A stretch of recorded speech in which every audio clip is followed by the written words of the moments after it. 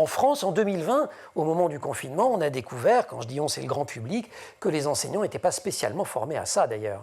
Non, absolument pas. C'est très difficile au niveau de la structure et des politiques scolaires, éducationnelles, enfin des institutions éducatives, de permettre aux enseignants cet espace, de permettre de leur donner du temps, de leur donner des moyens, des ressources, pour qu'ils puissent justement mettre l'apprenant au centre, prendre en compte ses contraintes, ses besoins, ses intérêts, que ce soit au niveau de scolarité obligatoire ou aussi en enseignement supérieur. Et si je reste un petit peu sur cette crise du Covid, un des résultats, c'est que les élèves les plus fragiles, et là vous donnez... Alors je ne l'ai pas dit d'ailleurs, il y a 17 chercheurs, c'est un ouvrage que vous co-dirigez avec Eric Sanchez, donc vous avez été chercher des tas de collègues, mais il y a donc des tas de chiffres, je n'en cite qu'un seul, 35% des apprentissages ont été perdus, et creusement des inégalités, tout ça pendant la crise Covid.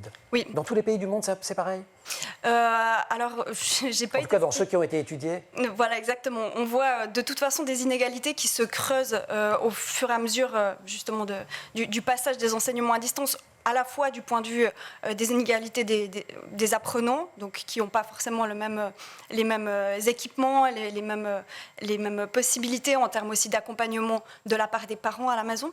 Mais on voit aussi des inégalités qui se creusent au niveau des compétences des enseignants. Et donc tout le monde a été forcé, tous les enseignants ont été forcés de passer à distance à ce moment-là.